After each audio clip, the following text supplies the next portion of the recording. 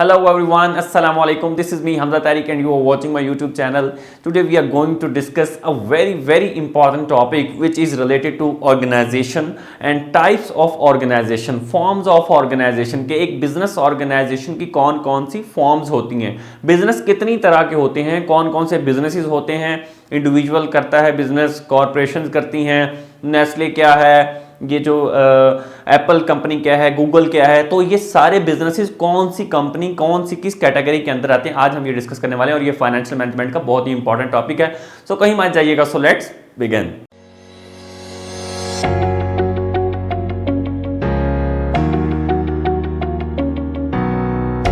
तो types of business organisation भी हम इसको बोल सकते हैं और इसको फॉर्म्स ऑफ बिजनेस ऑर्गेनाइजेशन भी बोल सकते हैं।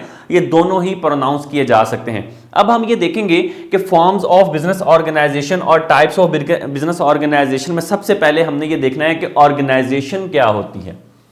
देखिए, जब आपको ऑर्गेनाइजेशन का पता होगा कि वो क्या होती है और फिर बिजनेस ऑर्गेनाइजेशन क्या होती है, तभी आपको टाइप्स अंडरस्टैंड करने में आसानी होगी। कोई भी एक ग्रुप ऑफ पीपल हो सकते हैं जो कॉमन इंटरेस्ट के लिए काम करते हैं। An organisation is a group of people who work together to achieve a common goal. कोई भी एक कॉमन गोल अचीव हो सकता है। कोई प्रॉफिट कमाने के लिए करते हैं, कोई सोसाइटी की हेल्प करने के लिए करते हैं, कुछ भी लोग मिल जाते हैं, उसको एक हम ऑर्गेनाइजेशन का नाम देते हैं। उसको कपल ऑफ पीपल जब मिलते हैं तो वो एक ऑर्गेनाइजेशन बनती है और किसी पॉजिटिव वर्क के लिए वो इकट्ठे होकर काम करते हैं। सो हम अब डिस्कस करेंगे व्हाट डू ऑर्गेनाइजेशंस डू, और ये ऑर्गेनाइजेशन करती क्या है, क्या काम करेंगी ये ऑर्गेनाइजेशन। सबसे पहला काम ये क्या करती हैं, कोऑर्डिनेट एक्टिविटीज। अगर ऑर्गेनाइजेशन होगी, ग्रुप ऑफ पीपल्स होंगे तो एक्टिविटीज कोऑर्डिनेट हो जाएंगी। लोगों को पता होगा, लेबर को पता होगा क्या काम करना है, हायरार्की होगी, सीईओ होगा, फिर वाइस प्रेसिडेंट्स होंगे, फिर फाइनेंशियल मैनेजर्स होंगे, फिर लेबर होगी, मतलब एक हायरार्की के साथ काम करेंगे। तो वो कोऑर्डिनेट एक्टिविटीज होती हैं जब ऑर्गेनाइजेशंस आ जाती हैं। तो फिर प्रमोट स्टेबिलिटी, स्टेबिलिटी को प्रमोट किया जाता है, कॉन्फ्लिक्ट्स खत्म हो जाते हैं, स्टेबल हो जाते हैं। बहुत सारी मैनेजमेंट के अंदर जो प्रॉब्लम्स क्रिएट होती हैं वो स्टेबल हो जाती हैं। तो हम ये कहते हैं कि जितनी भी प्रॉब्लम्स हैं वो कवर हो जाती हैं और स्टेबिलिटी जो है वो आ जाती है ऑर्गेनाइजेशन के अंदर, ग्रोथ उसकी इंक्रीज हो जाती है। उसके बाद है फोस्टर ग्रोथ। ग्रोथ इंक्रीज होगी कैसे, स्पेशलाइज्ड इंडिविजुअल्स हो जाते हैं ऑर्गेनाइजेशन। जब कपल ऑफ पर्सन आते हैं, लोग आते हैं, तो स्पेशलाइज्ड लोग उसमें आते हैं, इंडिविजुअल्स उसके अंदर आते हैं। उससे क्या होता है कि इंक्रीज प्रोडक्टिविटी, और प्रोडक्टिविटी इंक्रीज हो जाती है, लोगों का काम करने का स्टाइल इंप्रूव होता है, इंडिविजुअल जो है वो कैपेबल होते हैं और प्रोडक्टिविटी उससे इंक्रीज हो जाती है उस ऑर्गेनाइजेशन की। This is a very important point जो आज हमने ये डिस्कस किया। अब हम आ जाते हैं बिजनेस ऑर्गेनाइजेशन पे। अभी हमने पहले क्या डिस्कस किया है, जस्ट हमने डिस्कस किया ऑर्गेनाइजेशन को। अब हम बात करें बिजनेस ऑर्गेनाइजेशन की। डिफरेंस को अंडरस्टैंड करें कि बिजनेस ऑर्गेनाइजेशन क्या होती है।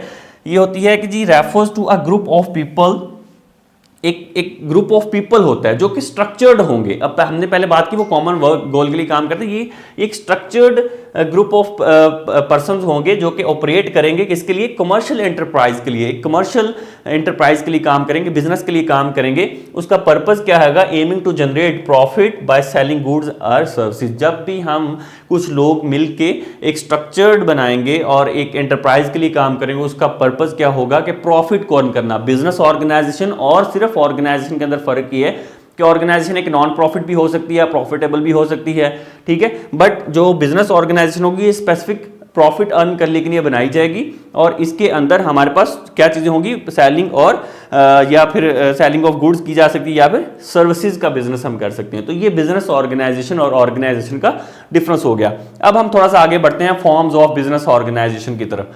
कौन कौन सी फॉर्म्स होती हैं बिजनेस ऑर्गेनाइजेशन की, ये अब हमने डिस्कस करना है। पहले ही हमारे पास होती है सोल प्रोप्राइटरशिप, फिर हमारे पास होती है पार्टनरशिप, फिर हमारे पास है कॉर्पोरेशन।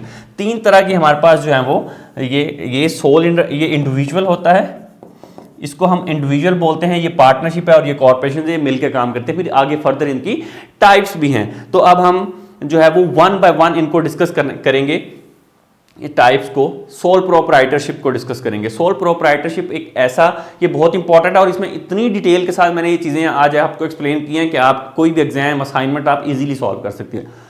सोल प्रोप्राइटरशिप आपके पास क्या होगी कि कोई भी एक सिंगल पर्सन, जब एक सिंगल ऑनर कोई भी बिजनेस स्टार्ट करता है, जैसे कोई जनरल स्टोर बनाता है, कोई गारमेंट्स की शॉप खोल लेता है, कोई सा भी, कोई चाय का लगा लेता है, खोखा लगा लेता है, किसी भी तरह का कोई भी पर्सन कोई एक सिंगल पर्सन, सिंगल ऑनर जब कोई भी बिजनेस स्टार्ट करता है तो उसको हम सोल प्रोप्राइटरशिप कहते हैं। सिंगल ऑनर जिस भी बिजनेस का होगा, a business owned by and operated by one person is called sole proprietorship. अब मैंने आपको बता दिया, उसमें प्लम्बर भी आ सकता है, कोई भी कैटेगरी लगा लें, जो भी एक पर्सन सिंगल हैंडलली वो काम कर रहा होगा, कोई भी बिजनेस हो सकता है, वो इधर वो जनरल स्टोरी क्यों ना हो, कोई भी दुकान क्यों ना हो।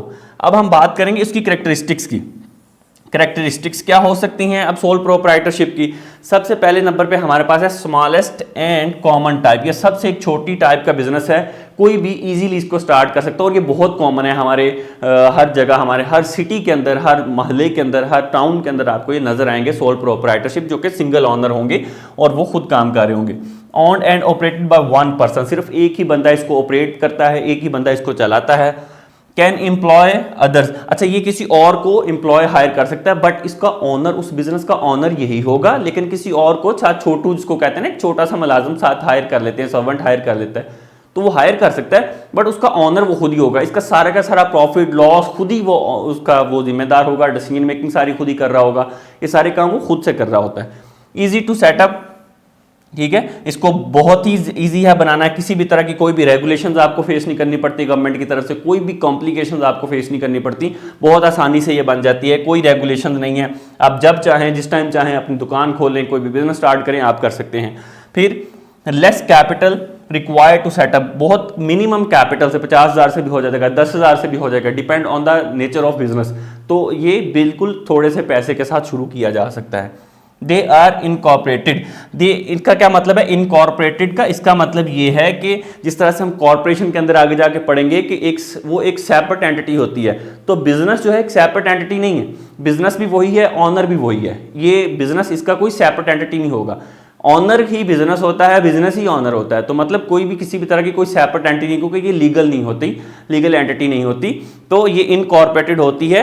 ये बिजनेस और ऑनर सेम ही चीज होते हैं, कोई डिफरेंस नहीं होता इसके अंदर, ठीक है। उसके बाद है अनलिमिटेड लायबिलिटी, ये इसका एक डिसएडवांटेज समझ लीजिए, कैरेक्टरिस्टिक्स तो मैं इसको नहीं कहूंगा, कि उसका डिसएडवांटेज है कि अनलिमिटेड लायबिलिटी, अगर इसको लॉस होता है, कोई प्रॉब्लम होती है, तो उसको वो लॉस पूरा करने के लिए जितने भी इसके पास एसेट्स होंगे वो सारे के सारे सेल करने पड़ेंगे इसको, उस लॉस को पूरा करने के लिए। उसको कहते हैं कि लायबिलिटी जो है वो उसकी अनलिमिटेड है। इतना नहीं है कि अगर उसको 50,000 रुपए का लॉस हुआ है तो उसने 50,000 ही देना है, अगर उसको 50 लॉस पूरा करने के लिए उसके पास अगर 10,000 रुपया पड़ा है तो वो 10 नहीं, उसको 50 पूरा करके ही देना है, चाहे उसके पर्सनल एसेट जो है वो सेल हो जाए, उसका फर्नीचर सेल हो जाए, कोई सामान सेल हो जाए, कोई मशीनरी सेल हो जाए, कोई शॉप सेल हो जाए, तो फिर भी उसको पूरा करना ही करना है। तो ये उसकी कुछ कैरेक्टरिस्टिक्स हैं उस सोल प्रोप्राइटरशिप को अंडरस्टैंड करने के लिए, समझने के लिए। अभी हम बात करेंगे एडवांटेजेस ऑफ सोल प्रोप्राइटरशिप के कौन कौन से एडवांटेजेस होते हैं। नंबर 1 है direct control of owner, owner का डायरेक्टली कंट्रोल, क्योंकि वो अकेला काम कर रहा होता है, कोई भी पर्सन उसके साथ नहीं होता, तो वो डायरेक्टली हर चीज को मॉनिटर कर सकता है, उसका कंट्रोल जो है वो सबसे ज्यादा होता है, वो डिसीजन मेकिंग पावर उसके पास होती है, वो किसी भी तरह से जब चाहे जो भी फैसला ले सकता है, वो खुद का खुद ही बॉस होता है, उसका कोई और बॉस नहीं होता, वो ऑन बॉस होता है खुद का। फ्लेक्सिबल होता है, वो जिस तरह चाहे इसको मॉडिफाई कर सकता है, चेंज करना चाहे बिजनेस की नेचर को चेंज कर सकता है, कोई अमेंडमेंट करना चाहता है चेंज कर सकता है, किसी भी तरह का कोई भी चीज उसके अंदर लेकर आना चाहे वो लेकर आ सकता है, क्योंकि ये इतना फ्लेक्सिबल होता है कि इसके लिए किसी भी तरह की कोई कॉम्प्लिकेशन, रेगुलेशन, कोई गवर्नमेंट को बताना, कोई इस तरह की कोई भी चीज़ों की जरूरत नहीं होती। So this is a very flexible होता है। Freedom from regulation, government regulation इतनी नहीं होती, तो फ्रीडम होता है, आज़ादी होती है, आप कुछ भी अमेंडमेंट करना चाहें, मॉडिफिकेशन करना चाहें, तो चेंज करना चाहें आप कर सकते हैं। On the responsible for profit and loss, ये सोल प्रोप्राइटरशिप खुद का सारे लॉस का जिम्मेदार भी होता है और प्रॉफिट का जिम्मेदार भी, ये अकेला पर्सन होता है, किसी और को ना प्रॉफिट मिलेगा ना लॉस मिलेगा, प्रॉफिट मिलेगा तो सारे का सारा प्रॉफिट ये खुद रखेगा, किसी और को नहीं देगा ये। फिर सीक्रेसी होती है, इसमें एक ही पर्सन होता है, तो अपने जो बिजनेस की जो चीज़ें होती हैं इंटरनल, जिसको कहते हैं राज होते हैं, या कोई भी ऐसी सीक्रेट चीज़ें होती हैं, वो किसी दूसरे को नहीं पता चलती। कोई फॉर्मूला है उसके पास तो वो खुद उसके पास ही रहेगा, कोई दूसरा उसको नहीं जान सकेगा, तो सीक्रेसी रहती है इस बिजनेस के अंदर, ये इंपॉर्टेंट चीज़ है। ईजी डिसीजन मेकिंग करना बहुत आसान है, क्योंकि अकेला पर्सन होता है, उसको टाइम नहीं लगता, वो इजीली फॉरन डिसीजन मेकिंग कर लेता है, जो भी चीज़ करना चाहता है फॉरन कर लेता है, किसी से पूछना नहीं है, कोई दो लोगों ने बैठ के नहीं करना जिस तरह से पार्टनरशिप और कोऑपरेशन के अंदर होगा, तो ऐसा नहीं होता, इजी डिसीजन मेकिंग होती है। तो ये इसके कुछ एडवांटेजेस की हमने बात की। अब हम बात करेंगे इसके डिसएडवांटेजेस, कौन कौन से डिसएडवांटेजेस हो सकते हैं इसके? एक तो है अनलिमिटेड लाइबिलिटी। लाइबिलिटी अनलिमिटेड होती है, ये मैंने आपको पहले ही बता दिया कि अपनी प्रॉपर्टी तक सेल करनी पड़ सकती है उस लॉस को पूरा करने के लिए इसको। फिर है डेथ और illness in danger in business, अगर उसको डेथ हो जाती है या वो बीमार हो जाता है तो उसको उस लॉस, उसको जो बिजनेस है वो बंद करना पड़ सकता है, वो क्लोज करना पड़ सकता है। तो ये सबसे बड़ा इसका डिसएडवांटेज है कि अगर उस पर्सन की डेथ होगी तो बिजनेस खत्म हो जाए, क्योंकि सारी चीजें उसके साथ चल रही थी। अगर वो बीमार हो गया तो भी वो काफी दिन नहीं आ पाया, उसको कोई प्रॉब्लम होगी, कोई एक्सीडेंट हो गया, किसी भी तरह का कोई भी इशू हो गया तो बिजनेस को बंद करना पड़ सकता है। ये इसका मसला है। डिफिकल्ट टू रेजिंग कैपिटल, एक ही पर्सन होता है, अकेला पर्सन होता है, इसके लिए बहुत मुश्किल है। वो खुद का पैसा लेकर आए, खुद का जितना पैसा होगा वो ले आएगा, उसको ज़्यादा कैपिटल की ज़रूरत है तो बैंक भी उस पर ट्रस्ट नहीं करेगा, कोई कहीं और से भी पैसा नहीं ले सकता, तो कैपिटल को लेकर आना उसके लिए बहुत बड़ा एक चैलेंज होता है। फिर growth limited to the personal energy, जितनी आप एनर्जीज पुट करते हैं, जितनी आप एफर्ट्स करते हैं, जितना आप वर्क करते हैं, उतनी ही आपकी ग्रोथ है। किसी और ने तो नहीं करना आगे काम, वहां पे कोई और तो आपको आपका काम नहीं करके जाएगा, आपको सजेशन नहीं देगा, तो जितना आप काम करेंगे उतनी ही आपको ग्रोथ मिलने वाली है इसके अंदर। Personal affairs easily missed are confuse, आपके जो पर्सनल कोई जाती मामला होते हैं वो आपके बिजनेस को इफेक्ट करते हैं। आपने किसी के पैसे देने थे या आपकी किसी का झगड़ा हो गया, किसी से लड़ाई हो गई, कोई भी प्रॉब्लम हुई, किसी भी तरह का कोई भी नुकसान हो सकता है, वो बिजनेस को डायरेक्टली इफेक्ट कर सकता है, वो कन्फ्यूजन आ सकती है, वो बिजनेस को इफेक्ट कर सकता है। आपके कोई आपस के मामला खराब हो गए किसी दोस्त के साथ या किसी भी तरह से, तो वो आपके बिजनेस को नुकसान पहुंचा सकता है डायरेक्टली।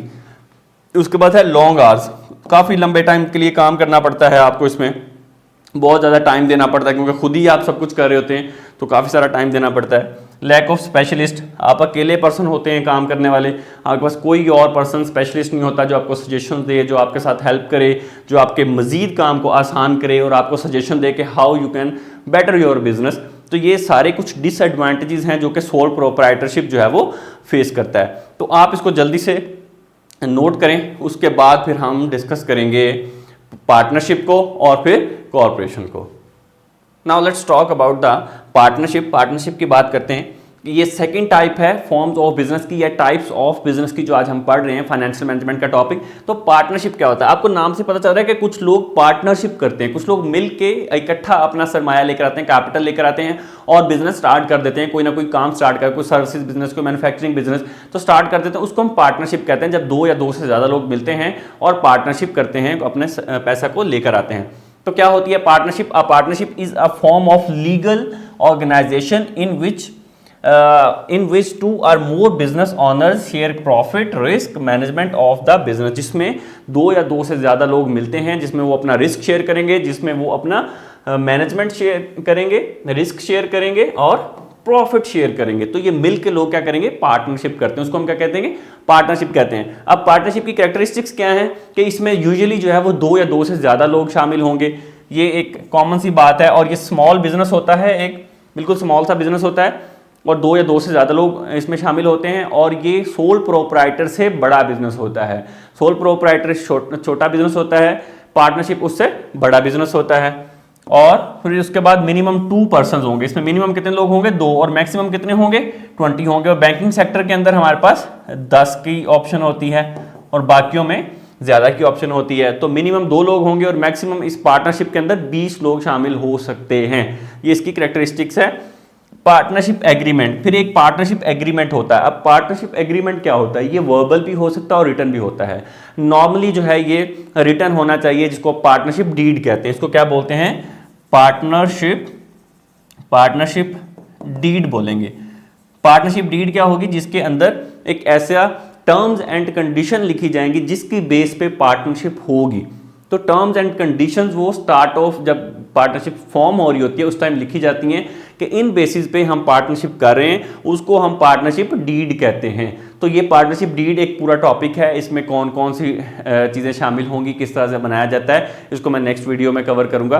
अभी हम इसमें नहीं जाएंगे। अब हम ये देखेंगे कि पार्टनरशिप एग्रीमेंट होता है जब भी बिजनेस स्टार्ट किया जाता है, तो वो पार्टनरशिप डीड उसको बोलते हैं।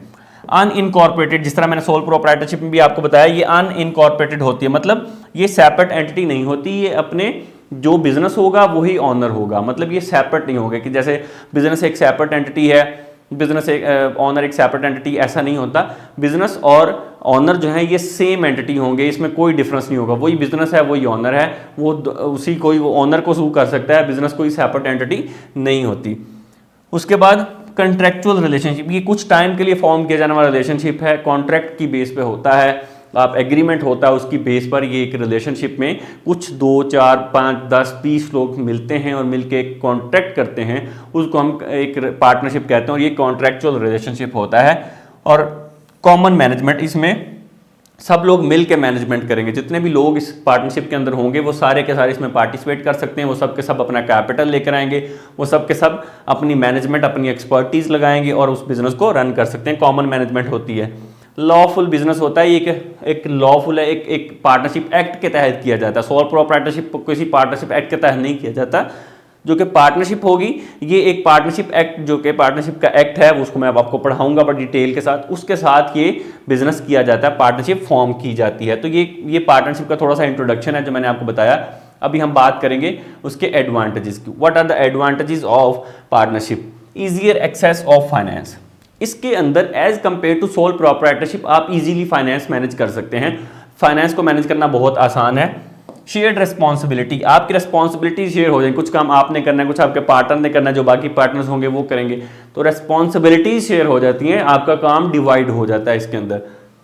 ईज ऑफ फॉर्मेशन, इसको बनाना आसान है, आप इजीली इसको बना सकते हैं। फॉर्मेशन करना, इसको फॉर्म करना, इस बिजनेस को बहुत आसान होता है, इसके लिए बहुत ज़्यादा कॉम्प्लिकेशंस नहीं होती। जिस तरह से आप कॉर्पोरेशन में जाएंगे तो बहुत ज़्यादा कॉम्प्लिकेटेड हो जाता है। ये सोल प्रोप्राइटरशिप से थोड़ा सा डिफिकल्ट होता है, but as compare to corporation ये आसान होता है। Loss shared by all partners, अगर लॉस होता है कंपनी का तो वो जितने भी पार्टनर्स होंगे उन सब पे इक्वली डिवाइड होगा और उन सब को लॉस जो है वो शेयर होगा, किसी एक पे ये बर्डन नहीं आएगा। वाइड रिसोर्सेज होते हैं, इसमें रिसोर्सेज ज़्यादा होते हैं, चूँकि ज़्यादा लोग होते हैं तो फाइनेंस भी ज़्यादा लोग मिलकर लेकर आएंगे। जिस तरह से हमने यहाँ पे बात की ईजियर एक्सेस ऑफ फाइनेंस, कैसे ईजियर एक्सेस होगी कि जितने भी लोग इसके अंदर हैं वो सारे के सारे अपना पैसा लेकर आएंगे, और अगर सोल प्रोप्राइटरशिप होगा तो वो सिंगल पर्सन पैसा लेकर आ रहा है, तो इसमें ज़्यादा लोग होंगे, ज़्यादा पैसा लेकर आएंगे, अपने फ्रेंड से मैनेज कर लेंगे, डिफरेंट जगह से मैनेज कर लेंगे। तो इसी तरह से वाइड रिसोर्सेज हैं, इसमें ज़्यादा लोग होते हैं, एक्सपर्टीज ज़्यादा होती हैं, ज़्यादा माइंड होते हैं, ग्रुप टैलेंट होता है, तो उसकी वजह से ये रिसोर्सेज इसके बढ़ जाते हैं और काम ज़्यादा स्मूथली चल सकता है। ग्रुप टैलेंट होता है, काफ़ी सारे लोग होते हैं, तो उनमें किसी में कोई कम्युनिकेशन टैलेंट है, कोई अच्छा फाइनेंस मैनेज कर लेता है, कोई अच्छी मैनेजमेंट कर लेता है, कोई अच्छे ऑपरेशन देख लेता है, कोई अच्छी एडमिनिस्ट्रेशन कर लेता है, तो इस तरह से ग्रुप टैलेंट है। Non corporate income tax, non corporate income tax है कि इस पे कोई भी आपको टैक्स नहीं देना पड़ता। जो कॉर्पोरेशन की इनकम होगी, जो पार्टनरशिप की एक इनकम बनेगी, उस पर कोई टैक्स नहीं है सेपरेट से। जैसे कॉर्पोरेशन पे डबल टैक्सेशन है, इस पर सिंगल टैक्सेशन है। जब प्रॉफिट डिवाइड हो जाता है पार्टनर्स को, तो वो अपनी अपनी इनकम टैक्स पे अपनी इनकम पे इनकम टैक्स देंगे। उसके अलावा कॉर्पोरेशन पे कोई सेपरेट टैक्स नहीं पे करना पड़ता, मतलब सिंगल टैक्सेशन ही होगी, डबल टैक्सेशन नहीं है। कि ऐसा नहीं है कि अगर उसको 10 लाख की इनकम हो जाए तो उस पर भी टैक्स देंगे, फिर पार्टनर को डिवाइड होगी फिर उस पर भी टैक्स देंगे, तो ऐसा इसमें नहीं होता।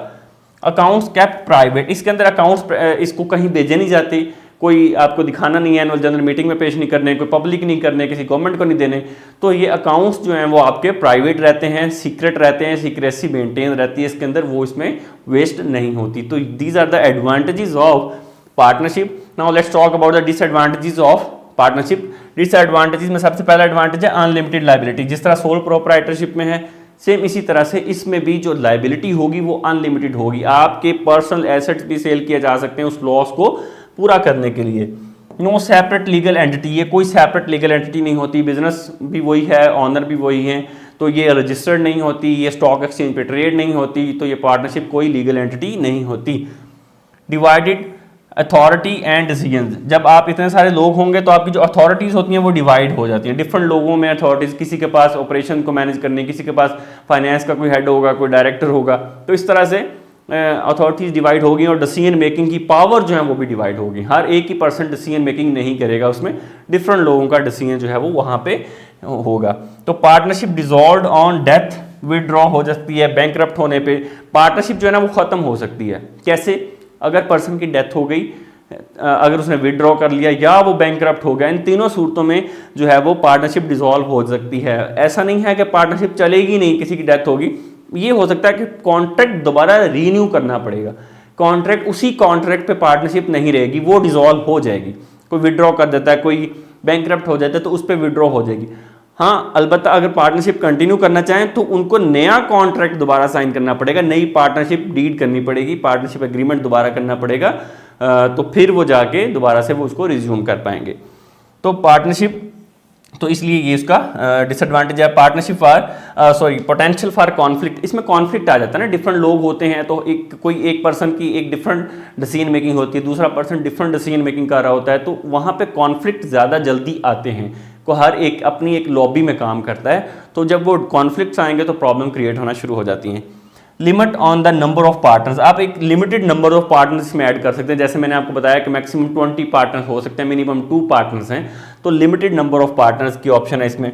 ट्रांसफर ऑफ ऑनरशिप, आप ऑनरशिप ट्रांसफर नहीं कर सकते, ये इसका डिसएडवांटेज है कि आपके अगर मैं एक पार्टनर हूँ किसी कंपनी कुछ लोगों के साथ, तो मैं अपनी पार्टनरशिप अपने किसी भी फर्दर कज़न को, ब्रदर को, किसी को भी ट्रांसफ़र नहीं कर सकता हूँ, ठीक है। तो वो इसका एक डिसएडवांटेज ये भी है कि आप ट्रांसफ़र नहीं कर सकते अपनी ऑनरशिप को। तो these are the disadvantages of partnership, आप इसको नोट करें। इसके बाद हमारे पास जो लास्ट टॉपिक है वो है कॉर्पोरेशन, हम उसको देखते हैं। अब हम डिस्कस कर लेते हैं, लास्ट टॉपिक हमारे पास है कॉर्पोरेशन का, इसको डिस्कस करते हैं। कॉर्पोरेशन या फिर कंपनी क्या होती है, this is the third form of business organisation और फॉर्म ऑफ बिजनेस ऑर्गेनाइजेशन। तो कॉर्पोरेशन क्या होती है, जिसमें बहुत सारे लोग होते हैं, सोल प्रोप्राइटर में सिंगल, पार्टनरशिप में 20 लोग।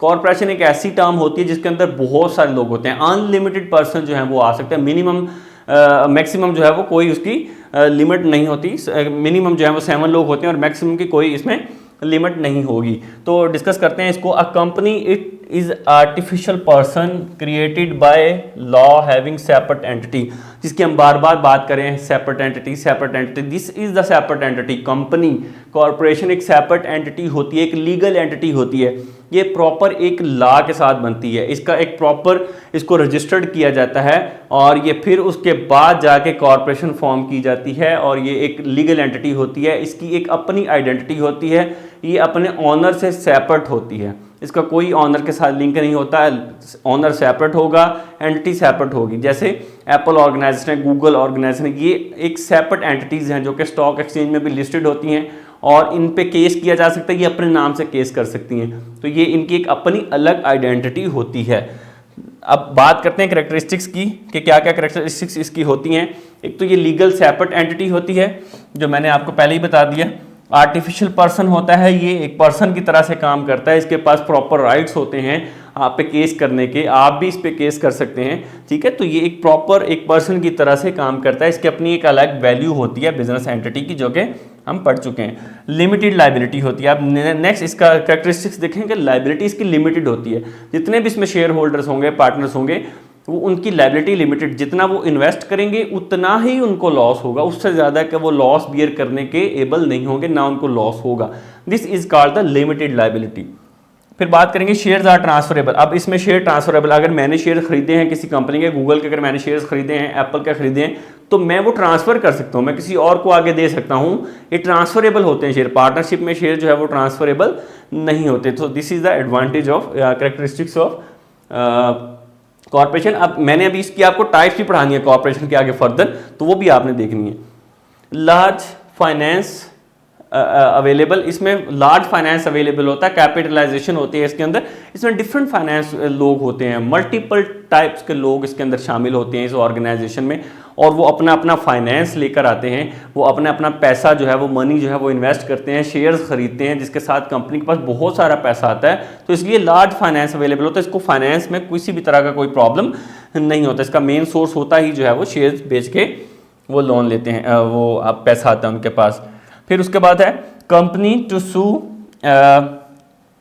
And be sued. अब ये जो कंपनी होती है, अब क्या करती है, कैपेसिटी लिखा हुआ, सॉरी, कैपेसिटी टू सू। अब कैपेसिटी जो होगी उसकी क्या है कि वो सू कर सकती है और उसको भी सू किया जा सकता है, उस पर भी केस किया जा सकता है और वो खुद भी केस कर सकती है। कंपनी के पास ये पावर्स होती हैं कि अगर कोई प्रॉब्लम हुई है किसी को कंपनी के साथ, तो उस कंपनी के नाम पे केस करेगा, और कंपनी को किसी से प्रॉब्लम है तो कंपनी भी अपने नाम से उस पर केस कर सकती है। This is called the capacity sue and be sued. Easy expansion, अगर आप इसको बढ़ाना चाहते हैं, कोई नया प्लांट लगाना चाहते हैं, नई प्रोडक्ट लॉन्च करना चाहते हैं, कुछ नया करना चाहते हैं, तो इजी एक्सपेंशन है। आपके पास फंड्स अवेलेबल हैं, आपके पास मैनेजमेंट अवेलेबल है, आपके पास माइंड्स अवेलेबल हैं, तो डिफरेंट तरह के लोग अवेलेबल हैं, काम कर सकते हैं, डिसीजन मेकिंग है, पॉलिसी है, स्ट्रैटेजीज हैं, तो आपके लिए ईजी एक्सपेंशन होगी। मैनेजमेंट, प्रॉपर एक मैनेजमेंट टीम होती है जो उसको रन कर रही होती है, जिसके ऑपरेशंस को देख रही होती है। अगर आपने पैसा लगाया है तो इसका मतलब ये नहीं कि आपको काम भी करना है। मैनेजमेंट एक सेपरेट टीम होती है जो काम करती है, इसमें डिफरेंट तरह के लोग होंगे, फाइनेंस को अलग देख रहे होंगे, मार्केटिंग को अलग देख रहे होंगे, ठीक है, इस तरह से। फिर ये स्टेबल होती है, इसमें लोग ट्रस्ट भी ज़्यादा करते हैं, लोगों को भरोसा होता है इस कंपनी पे, लोग इस पर ट्रस्ट भी ज़्यादा करेंगे, और ये स्टेबल होगी, प्रॉफिट में भी स्टेबल होगी, और ये लॉस के चांसेस भी आपको कम से कम मिलेंगे। बात करते हैं इसके advantages. What are the advantages of corporation? Huge financial resources, financial resources बहुत होते हैं, आप बैंक से लोन ले सकते हैं, क्योंकि इतनी बड़ी कंपनी है तो बैंक भी इजीली उसको लोन दे देते हैं, ट्रस्ट करते हैं उस पर, और आप कहीं से भी जो है वो शेयर्स बेच के, डिबेंचर सेल करके आप किसी भी तरह से जो है वो पैसा ले सकते हैं। तो दिस इज़ द एडवांटेज कि इसके पास बहुत सारे फाइनेंशियल रिसोर्सेज होते हैं पैसा इकट्ठा करने के। डिफ्यूजन ऑफ रिस्क, रिस्क कम हो जाता है, मिटिगेट हो जाता है, इसमें रिस्क जो है वो मिनिमम से मिनिमम रहता है, क्योंकि आपने जितना इन्वेस्ट किया है उतना ही आपने पे करने हैं। अगर लॉस भी होता है तो आपको रिस्क जो है वो इसके अंदर बहुत ज़्यादा नहीं होता, बहुत मिनिमम सा रिस्क होता है इसके अंदर। उसके बाद है डेमोक्रेटिक मैनेजमेंट, मैनेजमेंट बाकायदा वोट से सिलेक्ट की जाती है, लोगों के पास राइट होता है, शेयर होल्डर्स बाकायदा सिलेक्ट करते हैं मैनेजमेंट को, बोर्ड ऑफ गवर्नर्स को जो टॉप लेवल के होते हैं, फिर मैनेजमेंट प्रॉपर तरीके से वर्क करती है। तो जितने भी पार्टनरशिप्स होंगे, जितने भी शेयर होल्डर्स होंगे, उनका इसमें प्रॉपर इन्फ्लुएंस होता है ऑर्गेनाइजेशन के अंदर, तो इसको हम डेमोक्रेटिक मैनेजमेंट कह सकते हैं। और जो लोगों के लिए बात करती है, जो ऑर्गेनाइजेशन के पॉइंट ऑफ व्यू से भी सोचती है और एम्प्लॉयर के पॉइंट ऑफ व्यू से भी सोचती है, जितने भी शेयर होल्डर हैं उनको उनकी वेल्थ को मैक्सिमाइज करने के पॉइंट ऑफ व्यू से भी ये सोचती है मैनेजमेंट।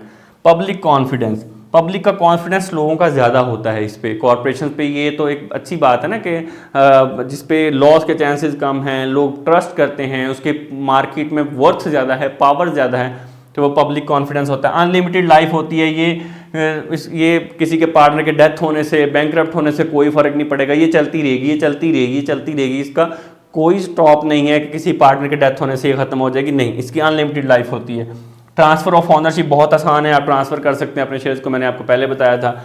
इसके डिसएडवांटेज की बात कर लेते हैं। डिसएडवांटेजेस में है डिफ़िकल्ट टू फॉर्म, इसको फॉर्म करना मुश्किल है, चूँकि इसकी बहुत ज़्यादा रेगुलरिटीज़ होती हैं, प्रॉब्लम्स होती हैं, कॉम्प्लिकेशन होती है, इसको बनाना बहुत मुश्किल काम है। फिर एक्सटेंसिव गवर्नमेंट रेगुलेशंस हैं, डबल टैक्सेशन है। अब इसमें डबल टैक्सेशन होती है, ये डबल टैक्स देना पड़ता है। एक दफ़ा कॉर्पोरेट जो इनकम होती है उस पर टैक्स देती है, फिर जब वो डिविडेंड की सूरत में जो प्रॉफिट होता है उसको शेयर होल्डर्स में डिविडेंड की सूरत में डिवाइड किया, प्रॉफिट को वहाँ पे डिविडेंड कहते हैं कॉर्पोरेशन के टर्म में। जब वो डिवाइड कर दिया जाता है तो जो शेयर होल्डर्स होते हैं उनको अपनी इनकम पे भी फिर टैक्स देना पड़ता है, इसलिए हम कहते हैं डबल टैक्सेशन है, 2 दफ़ा टैक्स इसमें देना पड़ता है। फिर डिले इन पॉलिसी डिसीजन, अब ये डिसीजन जो है वो प्रॉपर एक मैनेजमेंट करती है, प्रॉपर बोर्ड ऑफ गवर्नर्स करते हैं, बैठते हैं, स्ट्रेटजीज बनाते हैं डिसीजन मेकिंग, तो उसमें टाइम लग जाता है, तो टाइम टेकिंग होता है, इसलिए हम ये कहते हैं कि डिले होता है डिसीजन मेकिंग के अंदर। उसका डिसएडवांटेज कंसिडर किया जाता है लैक ऑफ सीक्रेसी, इतने लोग काम करते हैं, आपकी जो वहाँ से सीक्रेट इन्फॉर्मेशन भी चली जाती है, इनसाइडर ट्रेडिंग भी हो जाती है। और उसके अलावा एक सेकेंड डिसएडवांटेज इसका ये भी हो सकता है कि आपने जो अपने अकाउंट्स होते हैं, फाइनेंशियल स्टेटमेंट्स होती हैं, वो शेयर करनी होती हैं। जब आप पब्लिकली इसको शेयर करते हैं या उसको ऑडिट के लिए भेजते हैं या डिफरेंट चीज़ें करते हैं, तो उसमें आपकी सीक्रेसी जो है वो अकाउंट्स की या आपकी चीज़ों की वो नहीं रहती, तो ये भी इसका डिसएडवांटेज है। डिफ़िकल्टी इन वाइंडिंग अप, अगर आप इसको ख़त्म करना चाहते हैं तो आपको बहुत सारी प्रॉब्लम्स क्रिएट करने पड़ते हैं, ईजिली आप इसको ख़त्म नहीं कर सकते, आपको शेयर होल्डर्स को देखना है, आपको जो आपके क्रेडिटर्स हैं उनको देखना है, सप्लायर्स को देखना है, देयर आर मल्टीपल कॉम्प्लिकेशंस हैं इसको, अगर आप इसको वाइंड अप करना चाहते हैं तो these are the disadvantages of corporation. तो यहाँ पे ये चीज़ें ख़त्म हो गई हैं। अब हम बात करें टाइप्स ऑफ कॉर्पोरेशन। कॉर्पोरेशन की टाइप्स क्या हैं? अब कंपनी पढ़ी, कॉर्पोरेशन पढ़ा अभी हमने, कैरेक्टरिस्टिक्स, एडवांटेज, डिसएडवांटेज देख लिए। इसकी अब फर्दर 2 टाइप्स होती हैं, एक होती है प्राइवेट लिमिटेड कंपनी और एक होती है पब्लिक लिमिटेड कंपनी। अब ये दोनों ही कॉर्पोरेशन में आती है, पब्लिक लिमिटेड भी और प्राइवेट लिमिटेड भी। अब इसका डिफरेंस समझने की कोशिश कीजिएगा कि प्राइवेट कंपनी कौन सी होगी। हेल्ड बाय फ्यू पीपल, इसको कुछ लोग ऑन करते हैं, ये कुछ लोगों की मलकियत होती है, कुछ लोगों ने इसको ऑन किया होता है, इसको कहते हैं हेल्ड बाय फ्यू पीपल के पास ये होती है। मिनिमम इसमें कितने लोग होंगे 2 और मैक्सिमम कितने होंगे 50। मिनिमम ये 2 लोग होंगे इसके अंदर प्राइवेट लिमिटेड कंपनी में और मैक्सिमम 50 लोग सिर्फ हो सकते हैं। ये एक ग्रुप ऑफ पीपल होते हैं, बंच ऑफ पीपल होते हैं जो कि कुछ रिलेटिव्स हो सकते हैं, कुछ आपस में दोस्त हो सकते हैं, वो मिलके जो है इसको रजिस्टर्ड करवा लेते हैं और वो खुद से स्टार्ट करते हैं इसको। उसके बाद है non traded on stock exchange. ये ट्रेड नहीं होती स्टॉक एक्सचेंज पे, ये पब्लिकली ट्रेड नहीं होती, वहाँ पे ये नहीं, वहाँ पे ट्रेड इसको होती प्राइवेटली आप इसका वो नहीं कर सकते, जो है वो प्राइवेट इक्विटी नहीं आप मैनेज कर सकते इसमें, तो ये ट्रेड नहीं होती वहाँ पे। Less regulations as public organisation की तरह, पब्लिक कंपनी की, लिमिटेड कंपनी की तरह इसकी रेगुलेशन ज़रा कदरे कम होती हैं, लो होती हैं। 2 मिनिमम लोग होंगे, मैक्सिमम 50 होंगे, एक ग्रुप ऑफ पीपल होंगे जो रजिस्टर्ड करवाएंगे प्रॉपर इसको, कंपनी की ये कॉर्पोरेशन की एक टाइप है उसी की तरह से रजिस्टर्ड होगी, बट ये पब्लिकली उस तरह से ट्रेड नहीं होती स्टॉक एक्सचेंज पे। तो ये एक डिफरेंस है। पब्लिक कंपनी को अंडरस्टैंड करें अब आप, लार्ज नंबर ऑफ पीपल होते हैं इसमें मिनिमम 7 लोग होंगे और मैक्सिमम नो लिमिट, जिसकी अभी हमने कॉर्पोरेशन की बात की थी कि इसमें मैक्सिमम जितने मर्जी लोग हो सकते हैं, मिनिमम 7 लोग होंगे, ठीक है। फिर लिस्टेड ऑन स्टॉक एक्सचेंज, ये स्टॉक एक्सचेंज पे भी लिस्टेड होगी, पब्लिक इसको इसके शेयर्स बाय कर सकती है। फॉलो मैनी लॉज को इसको फॉलो करने पड़ेंगे, एजीएम एनुअल जनरल मीटिंग और बोर्ड कंपोजिशन में भी इसको इसके लॉज को फॉलो करना पड़ता है, जैसे कि वो एजीएम एनुअल जनरल मीटिंग करनी पड़ती है, बोर्ड को स्टार्ट करना पड़ता है, बोर्ड बनाना पड़ता है, तो ये इसके पब्लिक कंपनी के लॉज है, जबकि प्राइवेट लिमिटेड कंपनी के ये वाले लॉज नहीं होते। तो मिनिमम 7 लोग होंगे, मैक्सिमम कोई लिमिट नहीं होगी, स्टॉक एक्सचेंज पे ट्रेड होगी, पब्लिक इसके शेयर्स को खरीदेगी, बाय करेगी, ट्रांसफर करेगी, बहुत कुछ चीज़ें कर सकती है। तो ये पब्लिक कंपनी होती है। तो 2 टाइप्स होती हैं कॉर्पोरेशन की, जिसमें हमने ये पढ़ा, प्राइवेट लिमिटेड कंपनी और public limited company. So this is the topic जो आज हमने डिस्कस किया है, जिसमें हमने कॉर्पोरेशन को देखा, जिसमें हमने सोल प्रोप्राइटरशिप को देखा, जिसमें हमने पार्टनरशिप को देखा। मैं उम्मीद करता हूं कि आपको ये वीडियो बहुत अच्छी लगी होगी। अगर आपकी स्टिल कोई कन्फ्यूजन, इसमें मैंने बहुत डिटेल से बता दिया, एडवांटेज डिसएडवांटेज, कोई कन्फ्यूजन रह गई है तो आप मुझे टेक्स्ट कर, आप कमेंट करें ज़्यादा से ज़्यादा वीडियो कैसी लगी आपको, और मुझे ये बताएं आपकी कोई कन्फ्यूजन्स हैं, हम उसको क्लियर कर सकते हैं। Thank you so much for watching this video को ज़्यादा से ज़्यादा शेयर करें अपने फ्रेंड के साथ। आज हमने सेकंड टॉपिक जो है वो डिस्कस कर लिया है, जो कि फॉर्म्स ऑफ बिजनेस ऑर्गेनाइजेशन है। कोई और टॉपिक समझना चाहते हैं तो कमेंट में मुझे मेंशन करें और साथ में टॉपिक मेंशन कर दें। Thank you so much.